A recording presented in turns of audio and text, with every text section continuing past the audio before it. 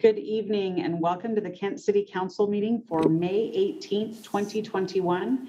This is a remote meeting due to the COVID-19 pandemic by order of the governor. I want to let everyone know that the meeting is available to be viewed on Kent TV 21, the City of Kent Facebook page, as well as the City of Kent YouTube channel, which is Kent TV 21. There is also a dial-in option for those wishing to call in and listen over the phone. With that, we have called the meeting to order, and I will turn it over to Kim to call the roll. Thank you, Madam Mayor. Mayor Ralph. Here. Council President Troutner. Here. Councilmember Boyce. Here. Councilmember Fincher. Here. Councilmember Kaur. Here. Councilmember Larmer. Councilmember Larmer. Here. Councilmember Michaud. I'm here. Councilmember Thomas. Thank you. All right, thank you, Kim. Moving on in the agenda, we have item number 3, which is the approval of the agenda. Are there any changes from council, administration, or staff? Yes, Mayor. I'd like to recommend the council add an item 8F, an excused absence for Councilmember Thomas. All right, thank you. Any additional changes? Okay, seeing none, a motion would be in order to approve the agenda as amended. Thank you, Madam Mayor. I move to approve the agenda with those changes. Second. All right, there's a motion and a second. All those in favor? Aye. Opposed? All right, motion carries 6-0. Thank you very much. Item number 4 on our agenda is public communications. We have several items this evening, starting with public recognition. The first item on our agenda is a Charitable Contribution Committee presentation. So proud of our city employees and the work that they do to give back to this community. Joining us tonight is our HR Director, Terry Smith, to give us a presentation. Great. Thank you, Mayor. Good evening, Council. As the executive sponsor of the Charitable Contribution Committee, I am very pleased to let you know that our generous city employees have donated $1,650.77 to Sound Generation, which is the Meals on Wheels program. And that supports our low-income seniors. And you'll hear from Dale in just a moment, but they do such great work for our community and for our seniors. It's always makes us feel so good when we can jump in and provide some resources for them. And we additionally last year were able to provide $969, I believe, on top of the flower fund that we provided through, it was the employee's parking spot that was auctioned off. And so we had a generous employee who allowed us to auction it off. And we were able to raise even more funds last year, which was phenomenal given what the year 2020 was. So with that, I am pleased to turn this over to Dale Hoover, who is from Sound Generations, and he can provide you much more information on the great work that they're doing. I want to thank you for inviting me, and certainly we do greatly appreciate it. We at Sound Generations, we actually have 4 different pillars of programs that we have, but let's talk about the meal program. We provide meals, and I'll use last year's statistic because we're not totally up current with this year yet for the end, certainly, but we provided meals for 139 people. Senior elders, and that was 28,757 meals that we were able to provide for these people. Our meals are nutritionally sound, and most of our people come through a medical advice to join our programs, which we greatly appreciate them being on it and taking that step to enjoy nutritious meals.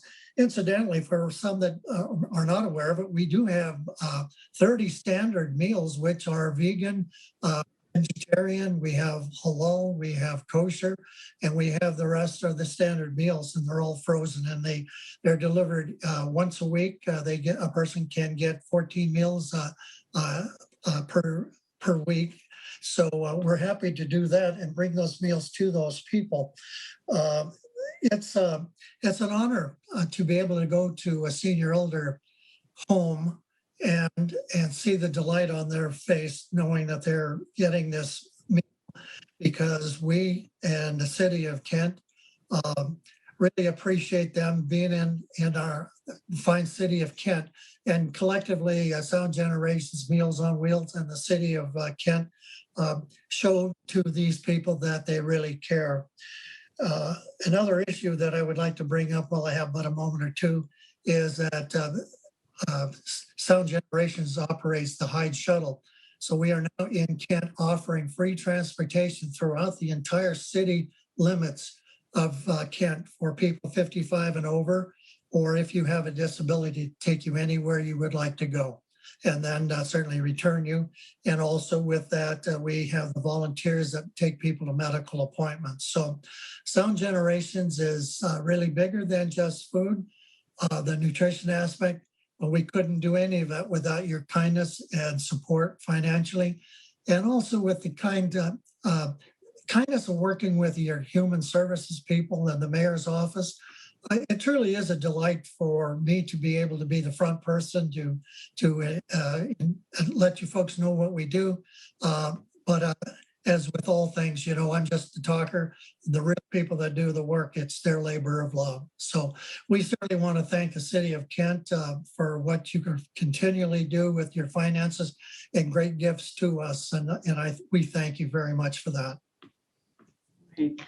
Thank you, Dale. And I want to make sure that everyone on this call knows that you are a driving force for the city of Kent, and the care that you have for our seniors and those folks that are not just not needing a meal or a ride, but how you work to make sure that they have that companionship.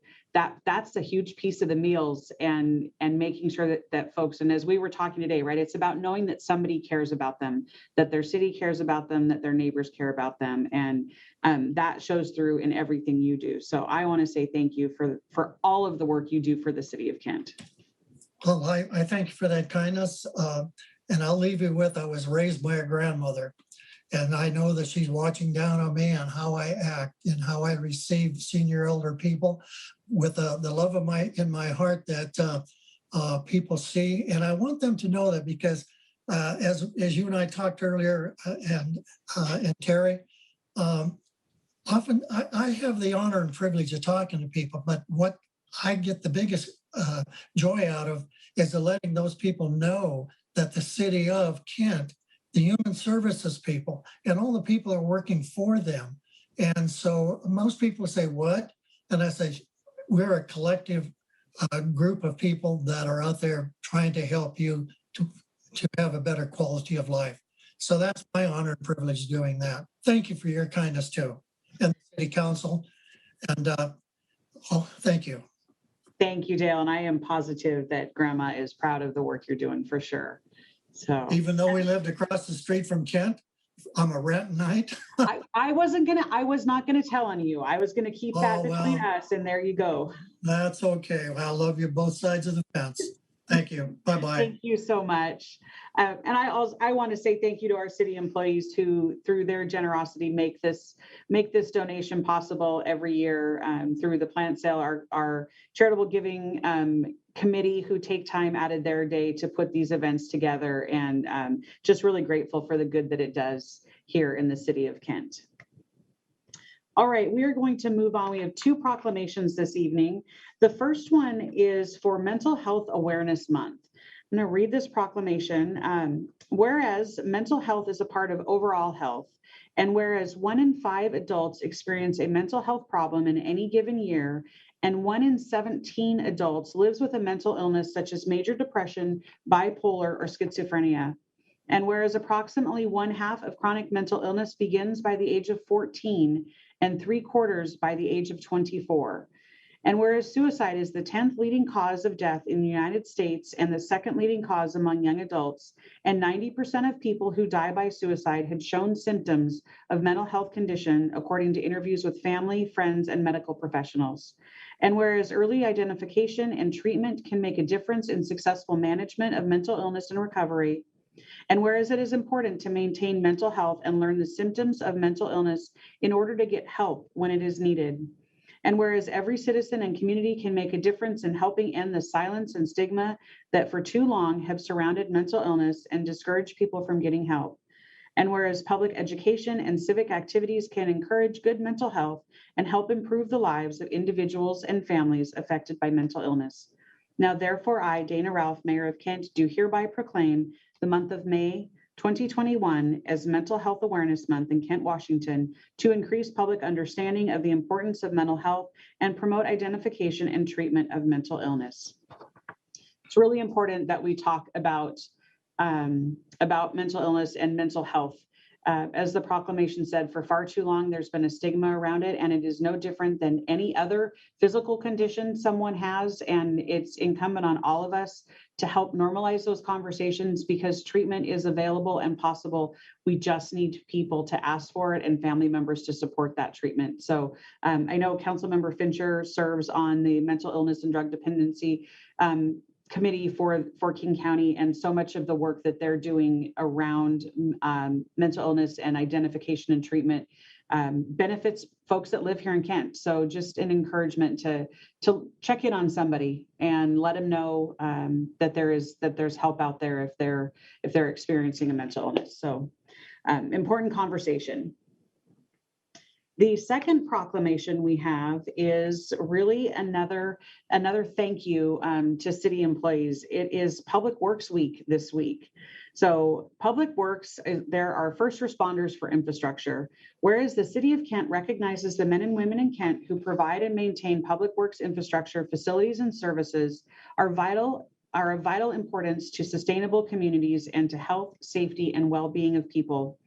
And whereas such facilities and services could not be provided without the dedicated efforts of public works professionals, engineers, managers, and employees from state and local government and the private sector who are responsible for and who plan, design, build, operate, and maintain the transportation, water, wastewater, drainage, infrastructure, and facilities, and who deliver solid waste services, transit, and fleet services, which are essential to serve our citizens. And whereas it is in the public interest for our citizens, civic leaders, and children in the United States to gain knowledge of and maintain an interest and understanding in the importance of public works programs in their respective communities. And whereas the year 2021 marks the 61st annual National Public Works Week, sponsored by the American Public Works Association. Now, therefore, I, Dana Ralph, Mayor of the City of Kent, do hereby proclaim the week of May 16th through the 22nd, 2021 as Public Works Week in the City of Kent, and urge all of our residents to pay tribute to our public works professionals, engineers, managers, and employees, and to recognize the substantial contribution they make to our health, safety, welfare, and quality of life. So we talk about this when we talk about public works. They are the folks that keep our city running generally smoothly behind the scenes, right? We don't stop and think about all of the things they're doing until something goes wrong, and then they're there to fix it. We could not get to work, be on these kinds of meetings, go shopping, do any of the things we do, take our showers and flush our toilets if it was not for our public works professionals. We are grateful for what they do. I am hopeful, and I'm going to put this out there right now, that next year at this time, we'll be celebrating Public Works Day again, which is a fabulous opportunity for the communities to see everything that our public works employees are doing, check out the equipment, get to play with some of the toys that they have. They've got some pretty fun things, and really just provide our kids with an opportunity to understand the careers that are available in the public works field. So I'm looking forward to, and our public works directors on the call tonight. So Chad, there you have it. We are hoping for a Public Works Day in 2022. And thank you to all of our public works employees for the great work that they're doing. All right, we are going to move on next to item B under public communications, which is community events. Council President Troutner, do you have any events? Thank you, Madam Mayor. Just one date for people to put on their calendar. June 26th, we are going to have the West Fenwick Park grand opening. So more information will come at a future meeting, but put that on your calendar if you're interested. All right, thank you. Council members, any other community events? All right, I am not seeing any hands raised. I do have a distinct feeling that as we roll into summer and things start to open up and we're seeing the end of COVID, that we will start to see more community events happening, and excited about that possibility. Okay, with that, we will move on to the last item under public communications, and joining us tonight is Chief Raf Padilla for our public safety report. Chief, I'll turn it over to you. All right, good evening, Madam Mayor, members of the City Council. It's my pleasure to bring you tonight's report. Kim, if you could do the honors. Outstanding. And shout out to Public Works. They do a phenomenal job. All right. So while Kim brings that up, the first item I have to share tonight is a life-saving award that was bestowed to Detective Erin Bratland. So let me go over what happened. On March 14th of this year, Detective Erin Bratland was working a patrol overtime shift when she was dispatched to a CPR in progress call. Detective Bratland was the first officer to arrive on scene and found a 63-year-old male unconscious and not breathing. His heart, she had no pulse or heartbeat from him. She assessed the patient, immediately began CPR, and eventually by herself was able to get his heart beating again and resuscitated him. He was then transported to the Harborview for further evaluation and ultimately was released the next day with, it says here, no ill effects other than obviously a very scary and traumatic medical episode. King County Medical sent us a note saying that without her efforts, the male would have most certainly died. So we are commending Detective Bratland for life-saving efforts on that. Next up, wanted to provide an update on the officer-involved shooting that we had back on May 10th. For those that may not have seen the media coverage on that, we had an officer-involved shooting at about 9:40 p.m. at the Homestead Apartments located up at 206 and 108, up on our Panther Lake area up there at the Homestead Apartments. Our officers were trying to make an arrest of a male who's associated with the stolen vehicle. During the incident, the male tried to flee by driving his vehicle out of the apartment complex and ramming a police vehicle in that effort. One of our officers shot at him, hitting him, and so he stopped. They were able to get the male out of the car, immediately began life-saving efforts, and got him to the hospital where he was stabilized and treated. Last report I have on the male suspect is that he was stable and will survive his wounds. I requested the Valley Independent Investigation Team to come and do the independent investigation, which is ongoing. And they did, because of the way that the system is and the laws, they only provide me information at certain updates, and have not been briefed on that as of yet. That is scheduled for next week. What I can tell you is that all the officers involved, none of them were injured. And the officer who did shoot was placed on administrative leave, which is standard operating procedure. It's our policy. In addition, we did assign a family liaison to the suspect's family. They have been in touch with them, updating them on what's going on with the investigation. And the criminal part of this case is being sent over to the King County prosecutors. That is on the male suspect. And so next steps for that, the briefing that I'll get from the team at some point with our non-law enforcement representatives present, and then the investigation ultimately on the officer's part will be referred to the King County Prosecutor's Office for review. So that is underway, and all of the appropriate protocols are being followed. I also wanted to provide the community with an update on the homicide we had early Sunday morning, this past Sunday at about 6:30 at the Lux Hookah Lounge. Our officers responded to an incident where reports of a shooting had occurred. They got there, the scene was somewhat chaotic. There were people inside and outside of the hookah lounge. Apparently that business had remained open throughout the night. Officers went in, did a sweep, and they eventually discovered a male inside the restroom with multiple gunshot wounds. They attempted vigorously life-saving efforts, and unfortunately, he did not survive his injuries. Additionally, there was a second male located who had a gunshot wound to his hand. He was treated and sent to the hospital for evaluation. So our detectives spent most of that day processing the crime scene and conducting the, following up on all of it available leads, and that investigation continues on. For some of you who may be wondering, haven't we had other incidents at our local hookah bars recently? The answer is yes. And so Mayor Ralph has directed that I, city attorney, other department heads get together and start looking at solutions to this ongoing violence at these locations. So more to come on that. Illegal street racing's up next, and many of you may have seen in the news, Washington State Patrol did a press release recently on the outcome of a long-term investigation that we've been in partnership with them on.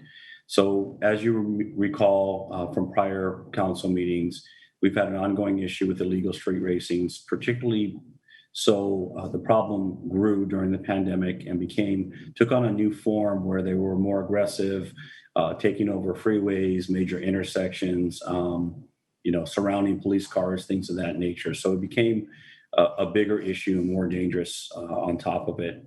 So we partnered with Washington State Patrol, agencies in Pierce County, agencies in South King County, and ran a emphasis throughout the last few months and an in-depth investigation. Very pleased to report, as was noted in the media coverage, we were able to take 29 different people into custody through investigation who are looking at facing over 220 different charges, criminal charges. The charges range from reckless driving all the way up to vehicular assault. The arrests include both people participating in the illegal street races, people watching, the spectators there, and the organizers of the event, which truly were the focus of this investigation was finding the organizers. So a lot of that work was done primarily because we have probably the expert in the state in how to investigate these in our own Sergeant Josh Baba. And literally, I lent him to Pierce County agencies and WSP so that he could aid them in learning how to conduct these investigations the way we do it. And they adopted our practices, and we've seen the results, which is a lot of successful arrests. So good news on that. The message we want everybody to hear is we have found ways to combat this issue. We may not be able to get you on the spot, but sooner or later we will locate you and we will prosecute you for illegal street racing. Next up, probably on a much more positive note, is I wanted to highlight some of the work we continue to do in the area of race and equity. One of the things we do is we solicit input, and we did get a great idea from a member of our Race and Equity Advisory Board, Dr. Shahida Lopez, who months ago brought our attention to a gentleman called Mr. Dwayne Bryant. As you can see him up there on the screen, Mr. Bryant is the author of a book. He's a national speaker and has been doing a lot of work, mainly in Chicago and East Coast, but in the area of building, enhancing community and police relationships. So he's a national expert, and we would not have known about him had it not been for one of our own Race and Equity Advisory members. So we got to work over the last few weeks, and I am proud to report that we concluded 2 recent workshops where we went through the training with Mr. Bryant. It included members of our city council, the mayor, members of our Race and Equity Advisory Board, and members of my command staff. And it was an excellent experience. We got great feedback. In fact, the most common feedback we received was we didn't have enough time. We have to bring them back. And so I wanted to announce we are bringing them back. And at some point this fall, he will conduct training for every single officer in the Kent Police Department. So very proud of that. Great work. I want to thank Mayor Ralph, City Council President Troutner, Council Members Boyce, Fincher, Core, Larimer, and Michaud for participating in the training. I think it was an excellent event, and it's one of many that we will continue to move forward on in our work. And then last, but certainly not least, I wanted to highlight the last couple of weeks for our department. 2 weeks ago, the week of May 2nd was National Corrections Officer Week, and last week was National Police Week, which included the National Law Enforcement Memorial this past Saturday. So as we have become very spoiled over the years, the Kent community continues to show up very big and very strong for supporting the police department and our corrections officers. And this year was incredible. We had a huge team come out. We've had donors from businesses, private citizens, family members, you name it. As usual, the Kent community showed up big.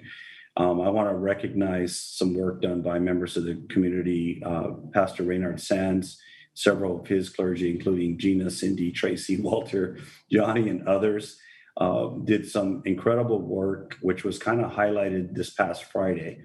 We had literally 4 pallets of donations, snacks and well wishes to the police officers. We had elementary schools, school-age kids write on the gift bags, special art and notes of praise and thanks. Those were my favorite. The bags decorated by the kids were the best. And it was just a great outpouring of love and appreciation. So I just wanted to acknowledge that and just say thank you to everybody. We're going to do formal thank yous that I'll be sending out here in the next few days, but I wanted to acknowledge that. So Kim, there's another slide, and then I wanted to cap off and end my report with a video that our multimedia team put together, which I think says it very well how much the city came out for us.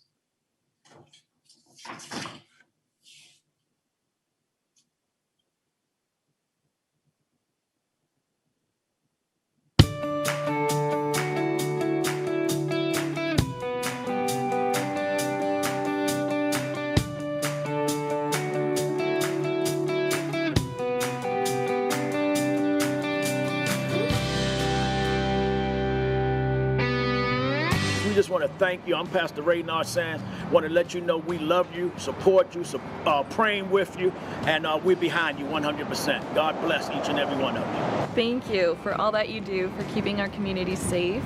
I want to thank the Kent Police Department for everything they do. They're awesome. God bless you. We appreciate you. Thank you so very much for the work that you do in keeping our community safe. Thank you. We appreciate you. Thank you.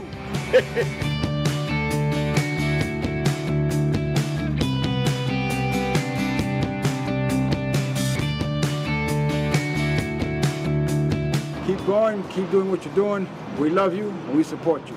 Thank you to the Kent Police Department for everything that you do. Thank you for everything, and I do pray that God blesses you and your families. Thank you. Thanks, Kent Police Department, for all you do.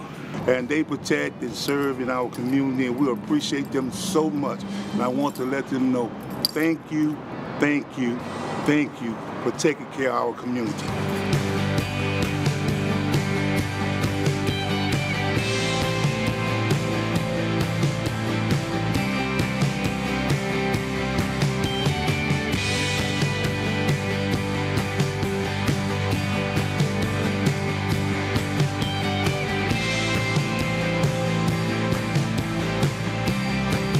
KPD, thank you from the bottom of my heart. All righty, thank you, Kim. And Mayor, with that, that concludes my report. I'd be happy to take any questions if there are any. All right, thank you, Chief Counsel. Any questions? Councilmember Boyce. Hi, students, and thank you so much for joining us for the 2021 Planet Protector Summit. This is our first ever. I think we talked about this at our workshop as far as out of those 29, was any cars confiscated? And I think, maybe at the legislature, as we go forward, I think once you start confiscating some of these cars and making people paying a higher price, that might give us another opportunity to really try to increase what we're doing. So are there any discussion around that? And then secondly, for us, what with the 29 plus, was any cars confiscated during that time? So in terms of cars being impounded, the answer is I believe there were ones, and those were the ones directly related to the racing that were taken. Some of them were taken as a result of search warrant. So that did have an impact. To your point regarding how we might better combat this issue, the cars are the key. And we look at models out of, say, California, where they are putting significant holds, 30 plus day, 45-day impounds on the vehicles. Something like that does not exist currently. We don't have the authority in Washington State. but we would definitely make a big impact if that was something we could use for sure. Thanks for the report. Appreciate it, sir. You're welcome. Any other questions for the chief? All right. Thank you so much for the report this evening, Chief. All right, thank you.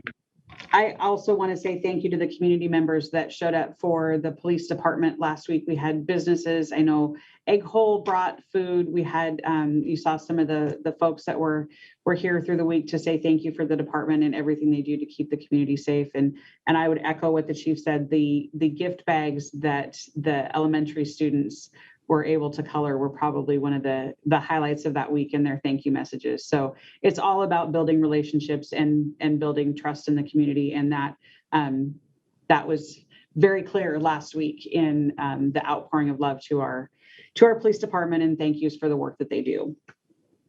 All right, we are going to move on to item number 5, reports. This is an opportunity for council, for all of us to share the work that we're doing outside of these council meetings and the committee of the whole meetings. I have a couple of updates. I want to start with some thank yous. On Saturday, Catholic Community Services, right down here off of Washington, hosted a drive-through thank you event for their kinship program participants. So kinship is a program that provides supports to folks that are raising family member children, grandparents, aunts and uncles, anything sort of other than parents that are taking on that role of raising kids that might not be their biological children. I had a chance to attend that event along with Auburn Mayor Nancy Backus, just to say thank you to these families that have stepped up to help, like I said, to help out their grandchildren, their nieces and nephews, and show some support and love for the hard work that they are doing. In King County alone, there are 18,000 kinship providers or family members, which is it's a pretty staggering number when you stop and think about it. And so Catholic Community Services offers a support group that provides resources and just that opportunity to get together and be with people that are in the same life circumstances and share that support. So I want to say thank you to them. Also want to say thank you to the Lake Meridian neighborhood. They held their annual meeting over the weekend to talk about all things going on in the neighborhood. The chief and I attended that meeting. We were able to answer questions for them on things like the water levels at the lake, Lake Meridian boating rules. There's some very specific rules at Lake Meridian, so stay tuned. We're going to do a social media campaign around that to make sure that everybody knows what those rules are as far as hours, what kind of watercraft is available on what days, what direction to drive around the lake. We also had a chance to talk about the lifeguard program. So during the budget season, there was some robust conversation and we talked about continuing that lifeguard program. I do want to share with council and the community that we have put out, we've been desperately trying to find lifeguards to staff the lifeguard program this year. And the last time I talked with our parks director, I think we'd had 3 applicants, several of which had no lifeguarding experience or certification. Without 16 to 20 qualified applicants, we are not going to be able to provide that lifeguard program for this upcoming year. Talked with my counterparts in Maple Valley and other cities around there experiencing the same thing. I think Maple Valley had 2 applicants the last time I spoke to Mayor Kelly out there. We have also been really pushing this message on our social media platforms to apply. The bottom line is at this point, without enough staffing, we are not going to be able to have a lifeguard program at Lake Meridian this year. Does not mean it's not coming back next year. We are looking at ways to provide education, signage, some other opportunities. But again, it takes about 16 to 20 people to staff that. There's a lot of regulations on rotation and stations and where people are at. So it cannot be an understaffed program just for a variety of regulations and safety things. So we have a very, very small window to get folks to apply. You can check out our social media, our Facebook pages, but we did talk about that with the Lake Meridian neighborhood. Councilmember Boyce. Thank you, Madam Mayor. Is the pay is the reason why? I'm just curious, what are we paying those? I don't know if that's the issue or not. Yeah, it's nothing different than we have in past years. It's that $16 to $18 range. What I think the issue is, and I'm hearing this from employers across the county, is there are a couple of things at play. So COVID is still an issue, right? And we think about that close proximity to other people, but there is also just a significant lack of applicants, especially for part-time positions when unemployment is paying far more than a part-time job is paying. I'm hearing it from our restaurants, from most of our service organizations, employers across the board that we're seeing, and other cities. All of our summer applications are down for our summer help in public works parks, and that's a problem that's all of our surrounding cities are facing. So hopefully we have better news at this point. We haven't made the final call, but we're very, very close. I don't see that we're going to be able to provide that service this year, not for a lack of budget and not for a lack of trying. Madam Mayor, I'm sorry, one other question. So, yeah. I mean, there's always bad incident the first part of the year with drowning and so on. It always concerned me. So, I mean, I guess our hands are tied. So, I mean, we can't watch them. We don't have a lifeguard, so people are taking it in their own hand. So, are there any other solution to this at all? I mean, I understand what you're saying, but I'm a little concerned. Yeah, so am I. I will tell you, when our Parks Director brought this to my attention, we had a lot of conversation around it. And without the actual bodies to do the lifeguarding, there's not. So we will do a very robust education campaign. We're looking at signage to be able to put up at the park. All of the things that we can do short of physically having people in those positions. And we'll continue talking with our neighboring jurisdictions and try and see, if there's things that other cities are doing. But as of my phone calls last week, we're not alone in this position. Thank you, Madam Mayor. So, Councilmember Fincher.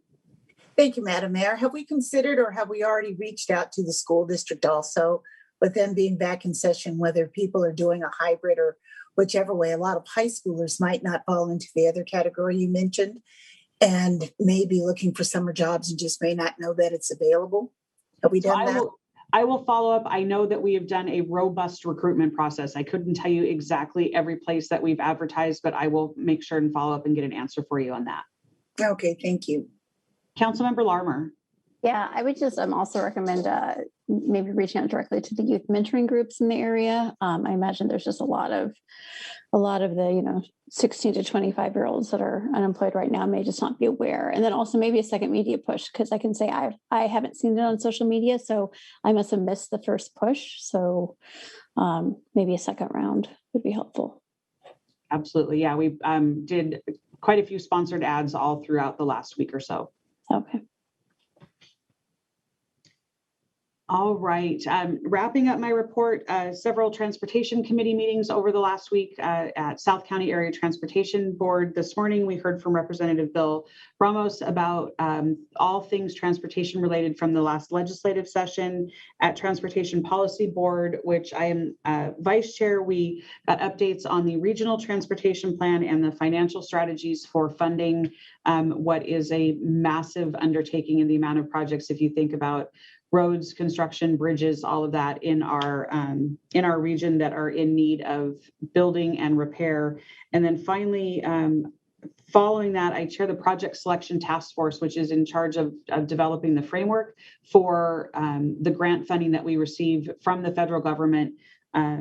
And that money that's pushed out. The City of Kent has been a consistent recipient of that federal funding. The conversation we had at the last meeting was around equity and how do we build equity into all of our grant making processes. What does that look like? For a long time, it's been focused on things like geographic equity, but we're taking a deep dive into scoring and what that looks like when we start talking about other types of equity across the region. So figuring out if we can add more points to projects that are in underserved communities or communities that have had disparate health impacts because of transportation projects in the past. So that was this last meeting was our first conversation. We'll be going and talking about solutions and suggestions at the meeting next month. Finally, I want to wrap up with a meeting that I attended today. I'm currently part of a work group under the regional approach to gun violence work that King County is doing. I'm on the workforce development sub-planning group. You heard Chief talk about the homicide that we had over the weekend. Some of the really frightening statistics and sad statistics that we're seeing across the county. Shots fired incidents are up over 25%.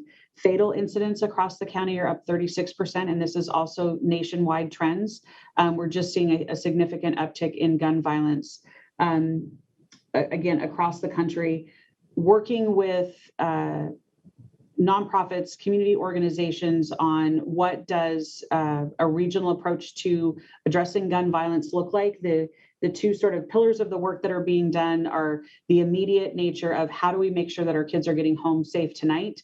And then the second one is how are we creating spaces where our youth can thrive and be happy and healthy and not become victims to violence. So that work will be ongoing. I will continue to report out on it. In the upcoming weeks, we'll be doing a joint rollout on the Go First strategies that King County has developed as far as connecting victims of gun violence with services immediately.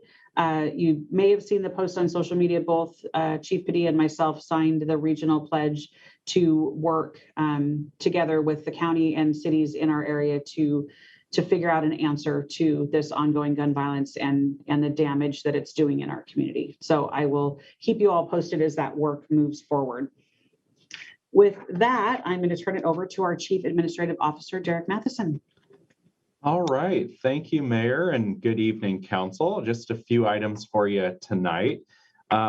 This is our first council meeting since the council retreat, and so want to thank Mayor, council members, and executive leadership team members for a great retreat back on Friday, May 7th.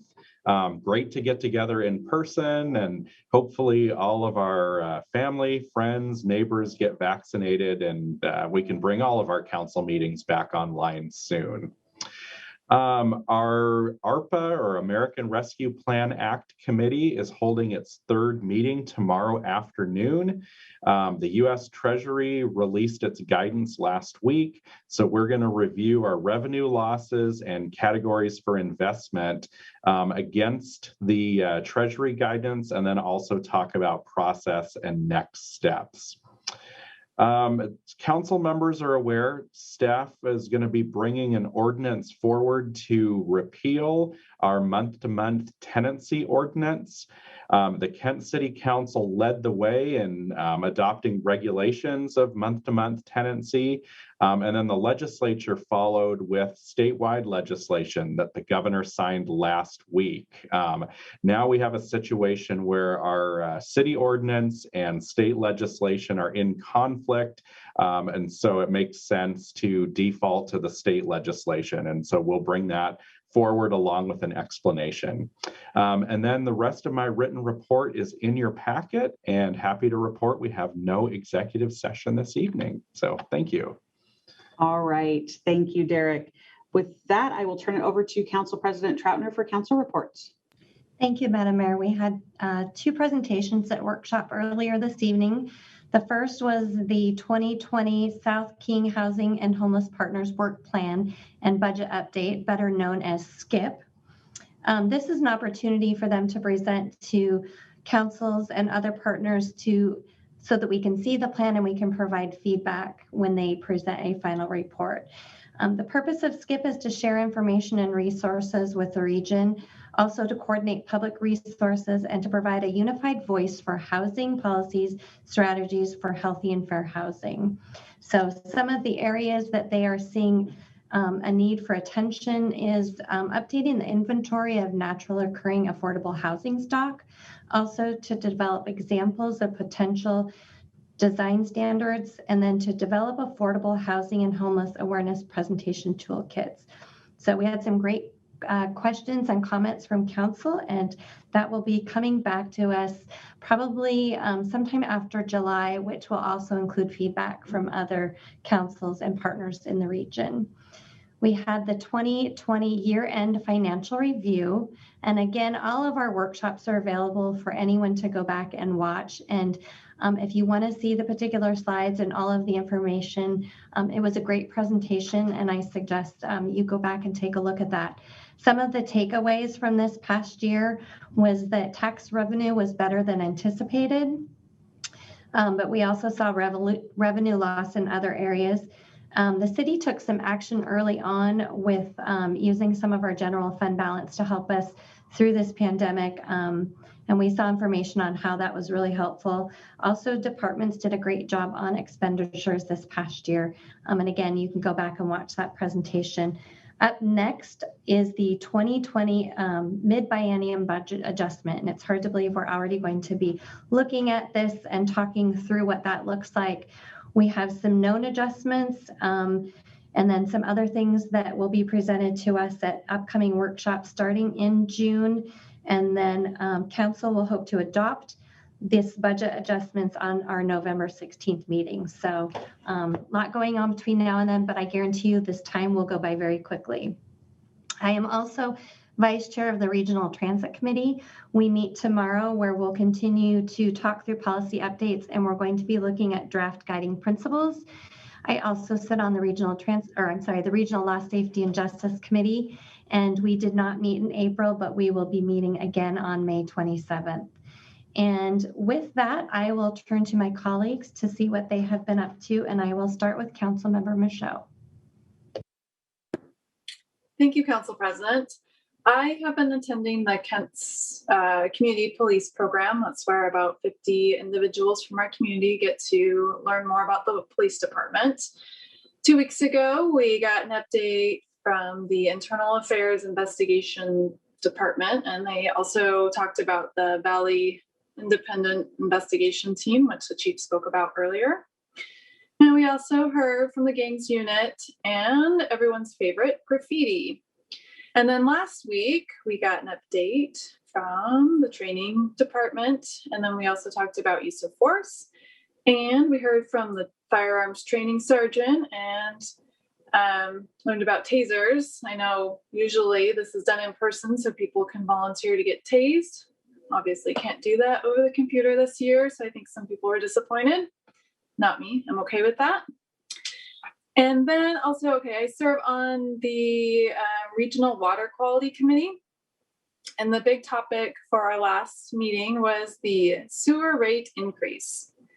So the Water Treatment Division wanted to do no increase this year, but then next year would be a 10% increase. And we didn't think that that was very fair. So thanks to the Sound Cities PIC committee, they wrote a letter to the King County executive and advocated for having a more balanced approach and doing like 4% this year and then 4% next year, which makes more sense to everyone, I think. So it looks like sewer rates will go up by 4% this year. And then we also talked about biosolids, which are the things that are left over after wastewater is treated. And there's some debate about how safe those things are. Right now, they're being used they get sprayed over in Eastern Washington on cropland. And there's some debate about how safe that is. So it was very interesting. And that concludes my reports. Very interesting. Thank you, Councilmember Michaud. Councilmember Kaur. Thank you. Last Tuesday, I also run Domestic Violence Initiative Regional Task Force.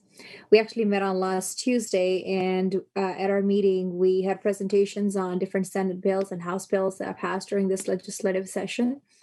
And some of those include serving e-file and e-serve, and SB 5183, victims of non-fatal strangulation. So we had extensive conversation about those bills and presentation from staff.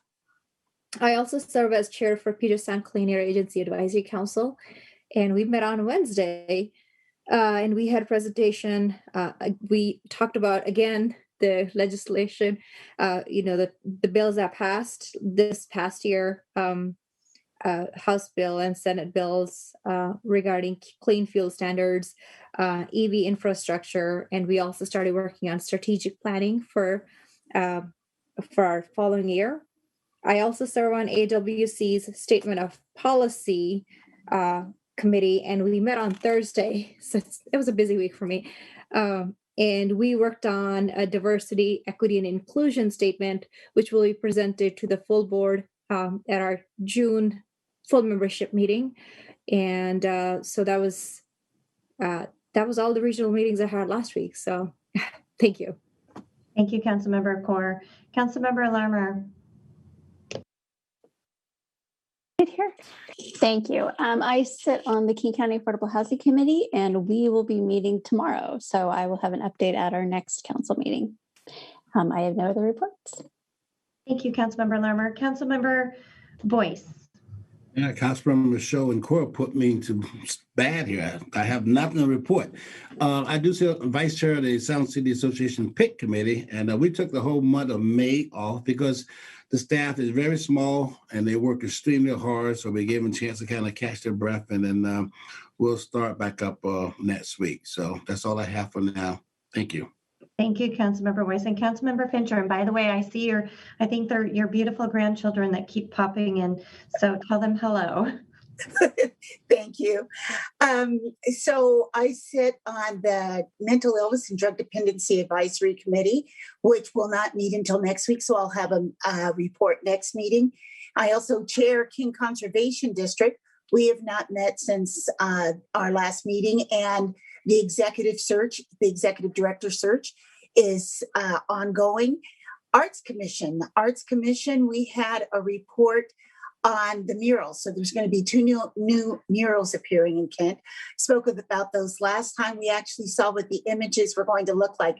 We expected to see that from both artists, but unfortunately one artist had his car stolen. He doesn't live in Kent, but he had his car stolen, and it had all of his art supplies in there. So that put him a bit behind.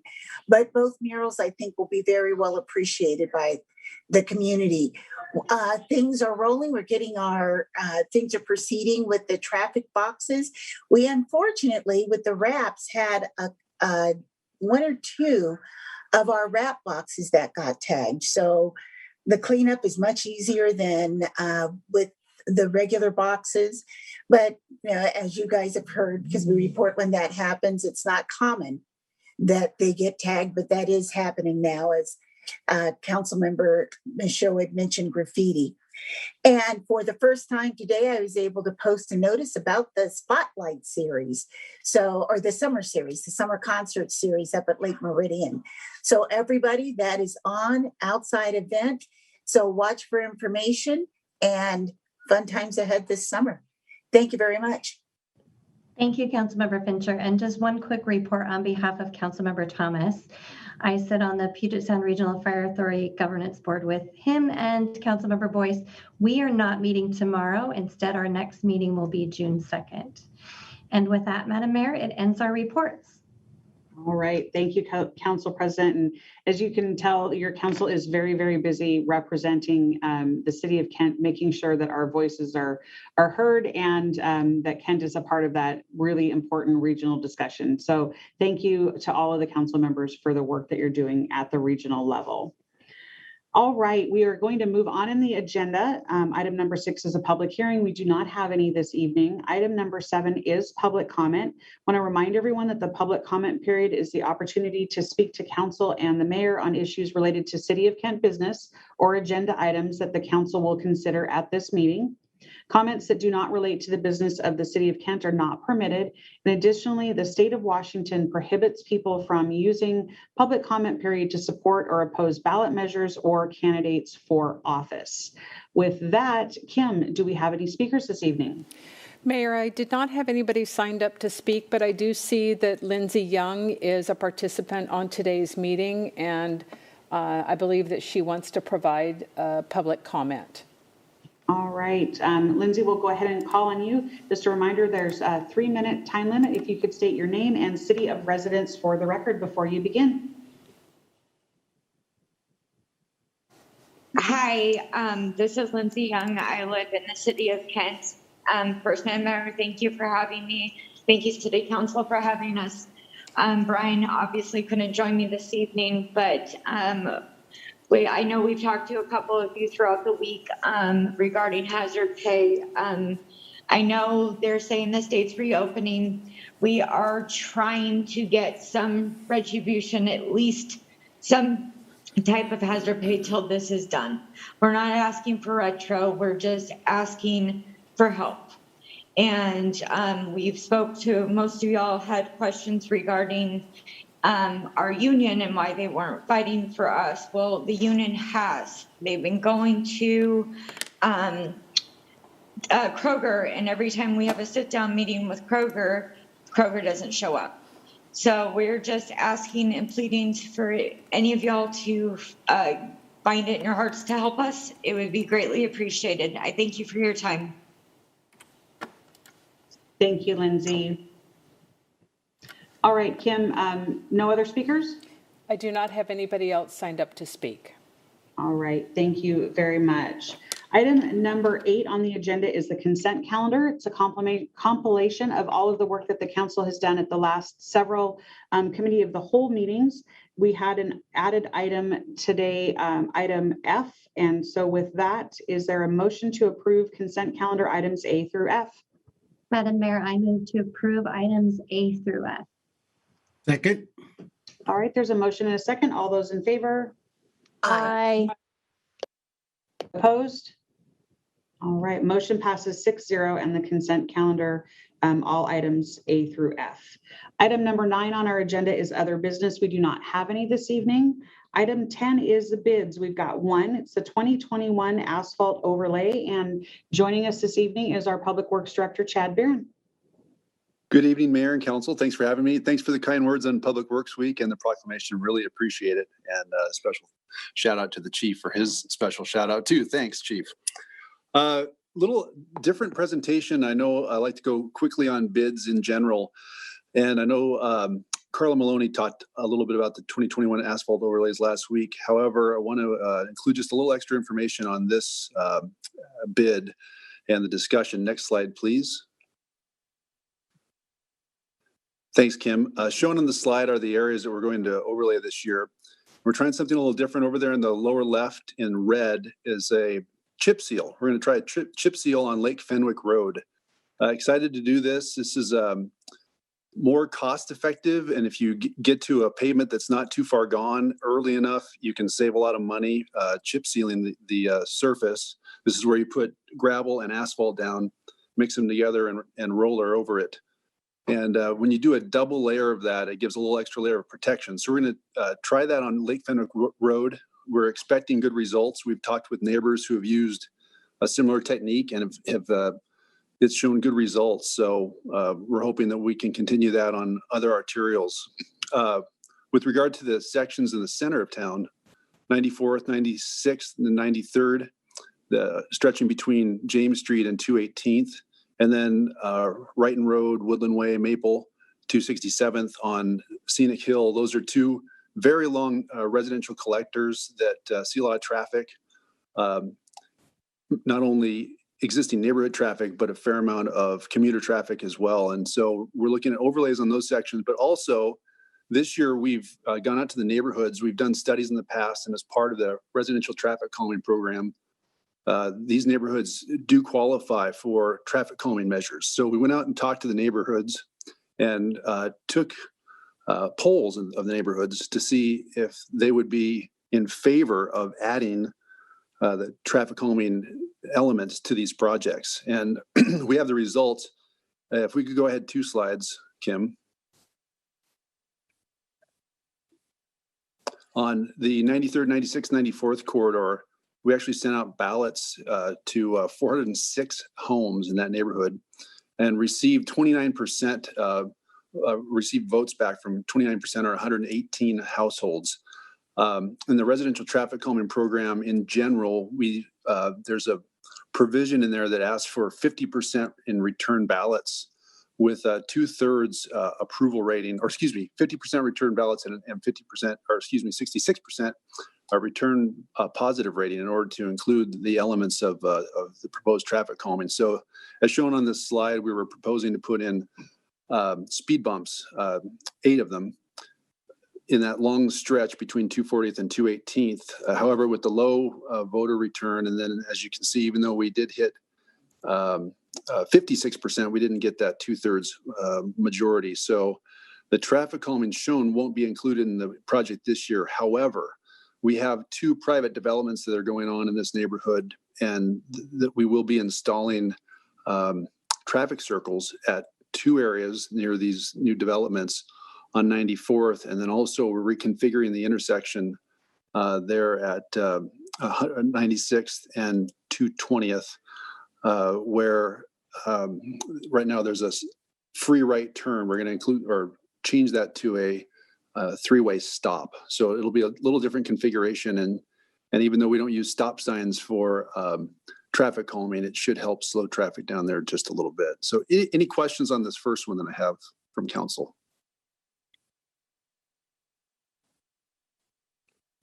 Okay, moving on. Next slide, please, Kim. Okay, on Scenic Hill, we sent out 377 ballots. And at Scenic Hill, we received 177 or 47% of the ballots back. There's a provision in the residential traffic calming program where the director, that'd be me, can allow for instances where we get close, but not all the way there, and pushing forward on moving ahead with traffic calming devices. And so if you see here, we've got 47% of the vote back, which doesn't quite meet what council included in the program. However, we do have 78% yes votes on including speed bumps along there versus 22% or 39 no votes. So I'm proposing that we include the traffic calming measures on Wright and Woodland 267th. The green rectangles are where it includes speed bumps. The blue rectangles are where we'd have raised crosswalks. We have existing school crosswalks right there. So with council concurrence, I'd like to include that in the project and move forward with the traffic calming in the Scenic Hill neighborhood. So again, any concerns with that?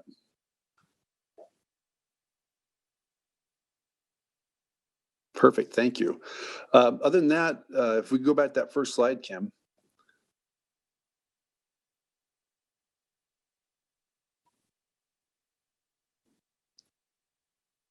Or next, sorry, the map. A couple other areas out on the east side of town. We're catching up on some work that we did in Seven Oaks, where we didn't include a couple streets. We just simply ran out of money. And then also, Councilmember Boyce had asked questions on 256th.